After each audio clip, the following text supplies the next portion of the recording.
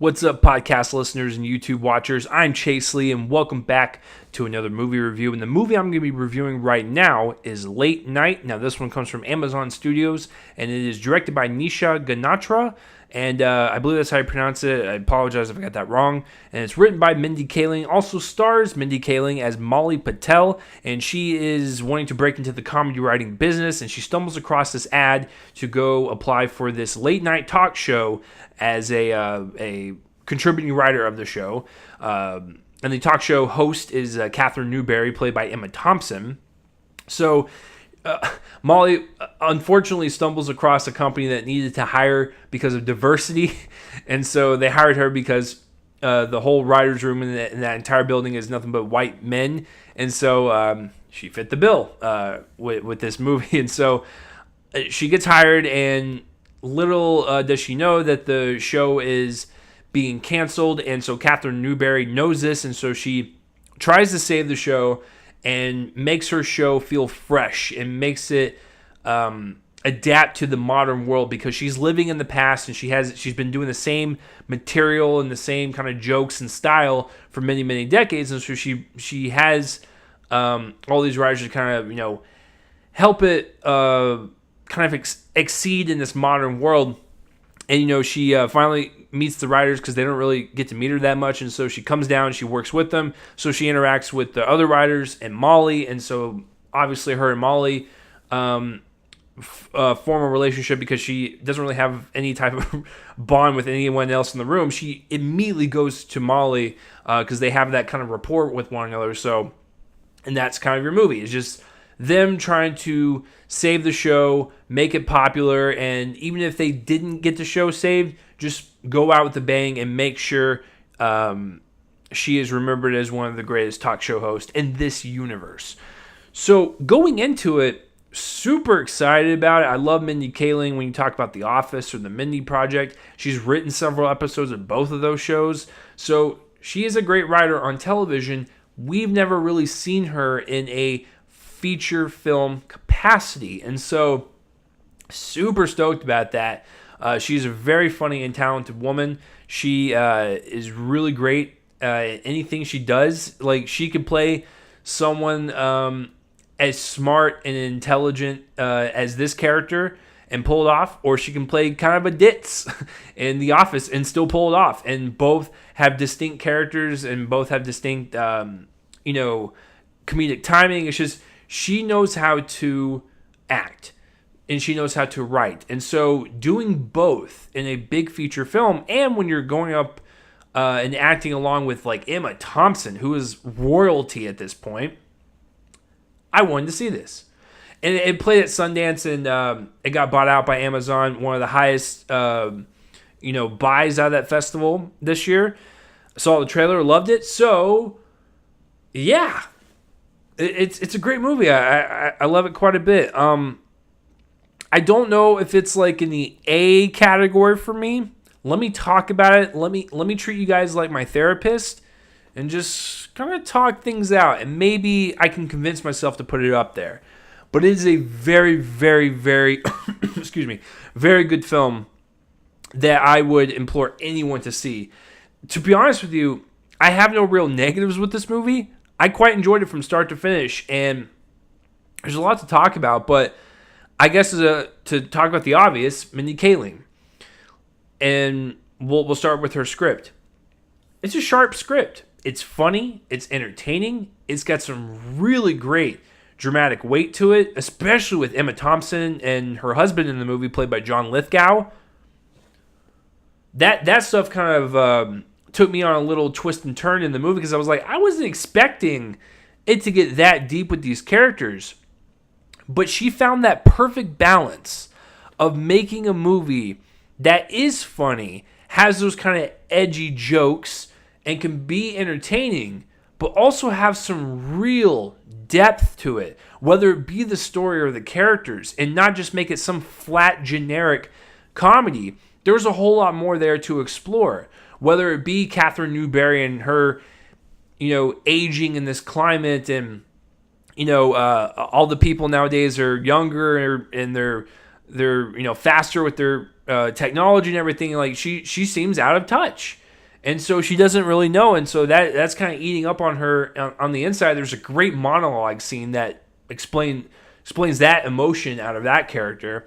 And then she has a lot going on with her husband. And a lot of stuff that she did in her past is bad. She is a flawed human being, but that's what I loved about her. She wasn't this perfect little talk show host that had everything going for her and was just slightly bitter. No, she's got some real baggage in her past. And like I said, to be quite frank with you, there was some stuff that disgusted me. I was like, if we were married and you did that, I probably would not be with you. But that just showed you the love that John Lithgow's character had for her. And he's not perfect either. He is also flawed, which they're kind of perfect for each other.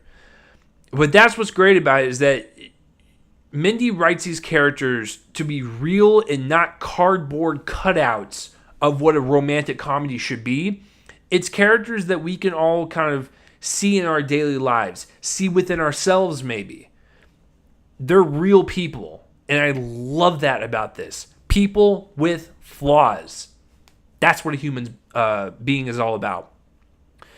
So the way she kind of like weaves in and out of the script of, bounce back between humor and drama, it's a wonderful balance. And I think Nisha directed this movie and it kind of adapted that energy that Mindy put into the script, and she adapted that on screen and made sure the edits were perfect and made sure the comedic timing was just on point and really kind of slowed down a little bit, kind of held back.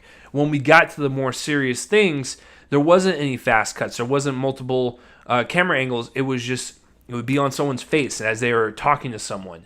So once again, Nisha, the director, she knew how to balance that as well. So it's perfect balance all across the board. The acting.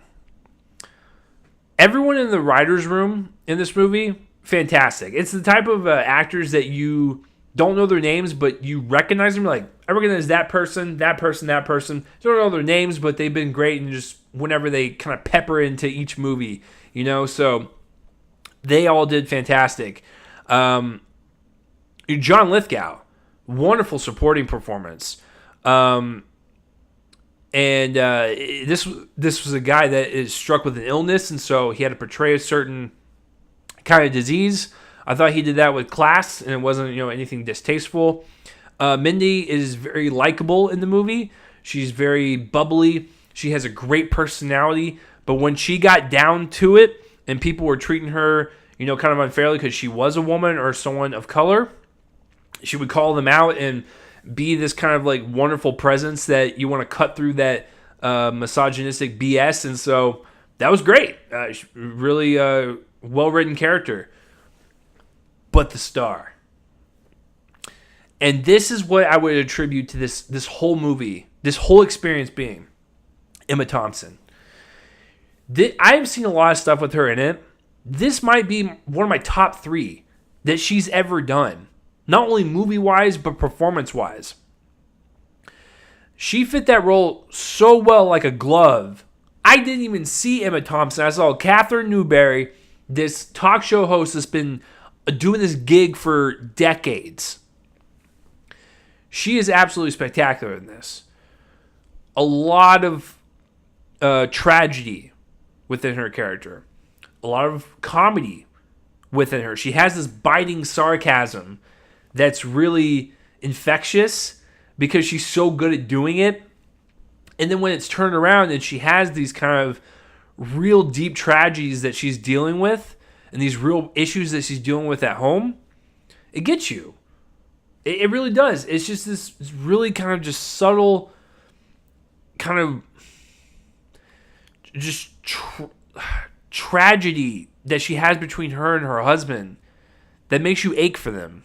Even though both of them are flawed, it's like you still want them to like just be together and just be happy. So when she's dealing with all that and dealing with the news that she got that her show is being canceled, it's a lot going on there. And then like I was telling you earlier, there's a specific monologue that she gives on a stage. I think it's like in the middle of the movie, or actually maybe towards the end.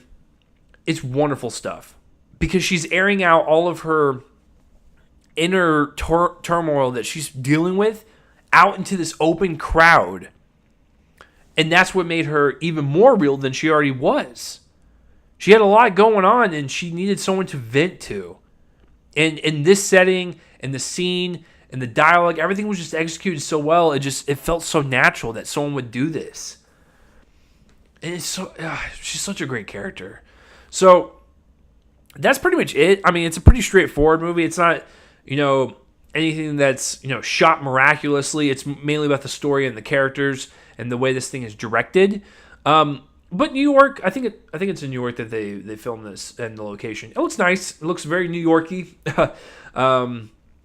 So yeah, no issues with that. Yeah, I think it's an entertaining movie that's got a lot more depth than it does on the surface of the trailers. It's got a lot more going on underneath it. Wonderful performances, a sharp and funny script, a very poignant script. A lot of stuff applying to the issues of today, politically. I just thought everything it didn't feel forced. It just felt just natural, just like it fit there, and it worked for this environment and this type of story. So I really enjoyed this. I was going to give it a B+.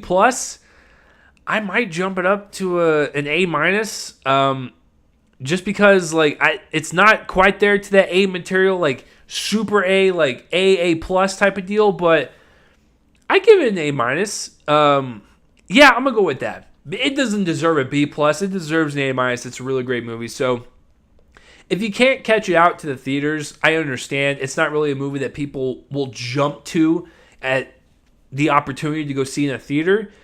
Just watch it in general, whether it be on a plane or whether it be through rental services like Amazon when it eventually hits there, because Amazon owns it.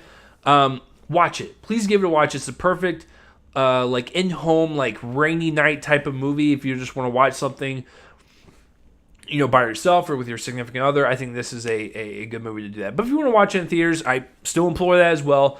But if you're on the fence about going to theaters, you don't have to. But I will say for me, I really enjoyed my experience with it. It's a really great movie. Definitely in the contention for top 10 of the year so far. So that will do it for this review, guys. Let me know down below what you thought of Late Night and all that stuff. And that will do it for this review, guys. I'm Chase Lee, and tune in next time for whatever I review next. I will see you guys later.